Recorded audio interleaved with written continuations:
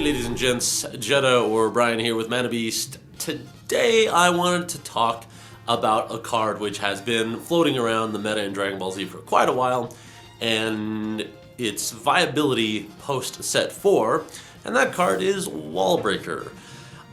In set 2, when Wallbreaker came out, it was the bane of pretty much every Anger deck's existence. Wallbreaker, if you don't know, which you should, essentially shut off Anger. It attached to your MP, and when it was attached, you couldn't gain Anger. You just couldn't. And the only way you could get it off is by actual critical damage. So no critical effects would get it off, you had to actually do 5 damage. So for Namekian decks, for red decks, for Saiyan decks, for even blue decks to an extent that depended on Anger to do what it needed to do, it hurt them really, really, really bad. So now with the set 4 meta, I have seen a lot of decks that take it out, who don't necessarily use it, and some people who have thought it's not as useful, and then I've heard people who think it's still good and still viable in the meta. So the question then becomes, is Wallbreaker still viable in the current set 4 meta? Well, to answer that, we have to look at it from a certain perspective, and to tell if any card is good, which in the case of Wallbreaker, it's not styled, so it can be ran in any deck, okay? So we're not talking about compatibility with the style. I'm not even going to get into interactions with certain styles. I'm just going to talk about it as a card by itself in any deck, okay? If we're going to see if a card is good, there are a couple ways you can do that. You can talk about the merits of the card itself. You can also, though, talk about its impact upon the top meta decks. And in my opinion, that's one of the best ways to talk about a viability of a card. If you want to talk about if a card is good, then you have to address in what situations would I use it? In what situations is it ideal? And in my opinion, you're going to run a card, one, because it combos well with your deck idea, or because it counters another deck. Card games are all about advantage, so you're trying to build up combos and advantage against your opponent, but then you're also trying to stop them from doing what they want to do.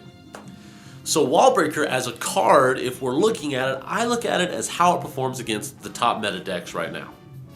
And as we've seen in regionals, and as we've seen in countless tournaments, a big threat, or as a lot of people play it, has been Namekian Piccolo, right? And especially the new level 1, which we talked about in one of our other deck profile videos, is stupid good, right? The whole Dragon Ball 5 combo, throwing that into play and gaining 5 Anger in a combat is ridiculous.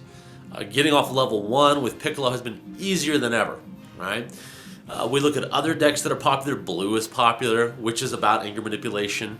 Red has gained more popularity. I don't want to say it's necessarily top meta.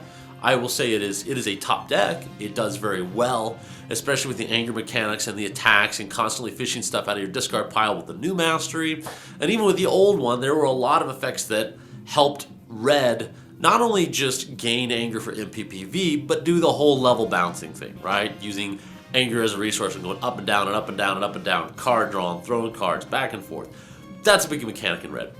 And we've seen Black be fairly successful post promo Krillin, which lots of black decks that are running post promo Krillin that are any other personalities usually run decks that, or cards that gain Anger, get them up levels. So if I look at the meta as it is, a lot of decks do depend on Anger to combo, to do what it needs to do. And to make in Piccolo, let's just take that case in point. If I look at Wallbreaker against a Namekian Piccolo deck, probably one of the best matchups you could ever have that card. The best anti-Namekian Piccolo card. Because if you can throw that on him on level 1, let me tell you, I have gone into combats with a Namekian Piccolo player, and they've had right throws, and they've rejuvenated cards throughout the combat, and they've had Piccolo's weighted clothing.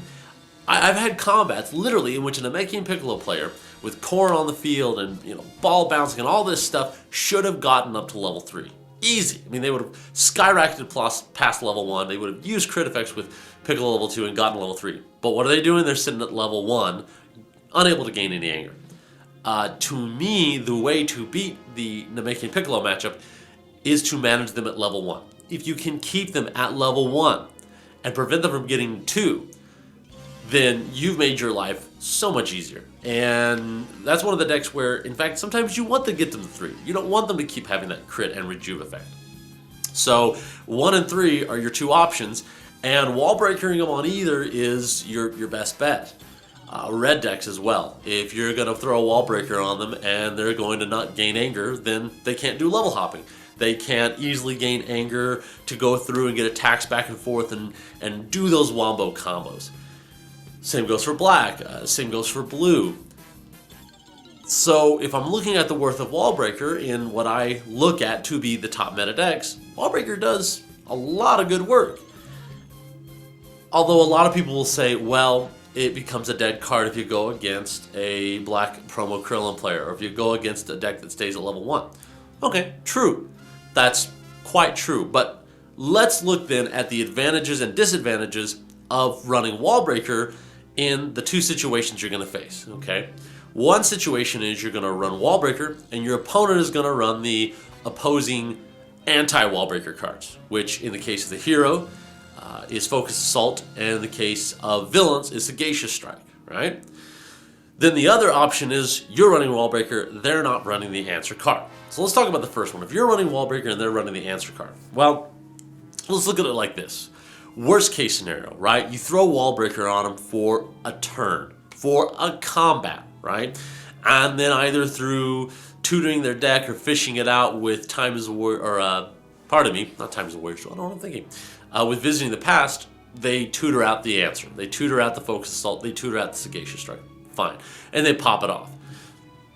Okay, in the worst case scenario, it was on them for a turn. However, even in the worst case scenario, a Wallbreaker being on an Namekian player for a turn slows them down and stalls them in order for you to gain advantage and then to further mitigate their anger gain, okay? So even a stall for a turn is great. Also, if you look at it as far as card advantage, you're running, let's just say, 1 to 2 copies of card Wallbreaker, and they're running 1 to 2 copies of Focused Assault or Sagacious Strike. Both of you are wasting slots in your deck, if you look at it like that, okay? Those are 2 wasted slots. But they're wasting slots, and so are you.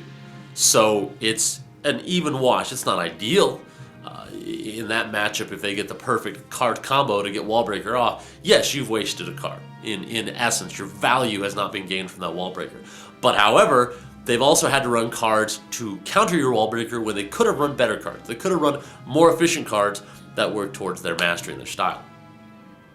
In the case of Focused Assault, if we look at it as just a card though, if you don't have Wallbreaker on them by itself, it's a fairly weak attack. In fact, really what it's used for a lot of times is endurance when it's being checked for damage. So a lot of people will just damage check it and throw it into the banish pile if they know you don't have Wallbreaker. It's actually at this point, I think, worse than Sagacious Strike, because outside of getting off Wallbreaker as an energy attack, it really does nothing. At least Sagacious Strike, by being able to do a critical damage, you can not only take care of Wallbreaker, but then you can get rid of an ally, you can get a ball, you can lower anger as well. So even if their Wallbreaker isn't on them, it still serves them a purpose, right? So then let's look at the opposite though, which a lot of decks now aren't running the anti-Wallbreaker card. A lot of people decided, and I'm not talking even style, I know we've got Mule Kick and Red, I'm just talking about completely freestyle cards comparing the two. I know there are other styles, and Sand and Black has ways of manipulating Wallbreaker, but let's just talk about the unstyled, okay? If you're not running those cards, okay, if you're not running the Focused Assaults, if your opponent's not running Sagacious Strikes against your Wallbreaker, holy crap, that makes Wallbreaker a lot more potent and powerful, because now their options for getting rid of it are literally having to do that damage to you. They have to do 5 damage to you without fail. And so then you go against those Namekian Piccolo players, you go against those red players, and you then throw Wallbreaker on them and mitigate their advantage for a turn, for 2, for 3. And I've had games where literally the Wallbreaker will stick on them for almost the entire game.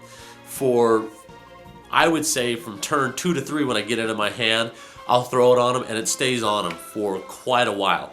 And if they don't have those anti-answer cards, then they're stuck, and you're at an advantage for just running a card, okay? 1 to 2 copies of a card. You've gained a great advantage, and your value for anti-anger is stupid amazing, and they can keep them on that level and prevent them from gaining advantage. So in the end, I still do think Wallbreaker is viable in this meta. I know a lot of people will disagree with me because they think it is wasteful and against unideal decks, like I've talked about, going against a promo Krillin, or let's just say a blue Stasis deck, which is cool, staying on level 1. It doesn't do anything.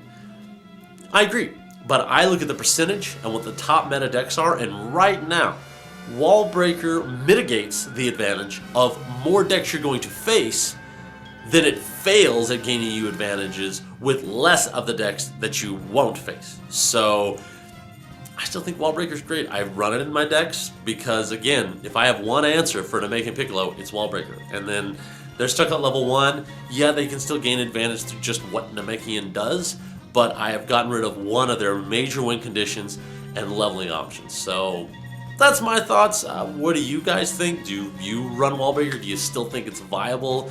Is it something that is ran in every deck, in some decks? What are your opinions? Just post in the comments below and be interested to hear your opinions. As always, please rate, subscribe, share the love and a Manabeast with everyone, and we will see you all next time.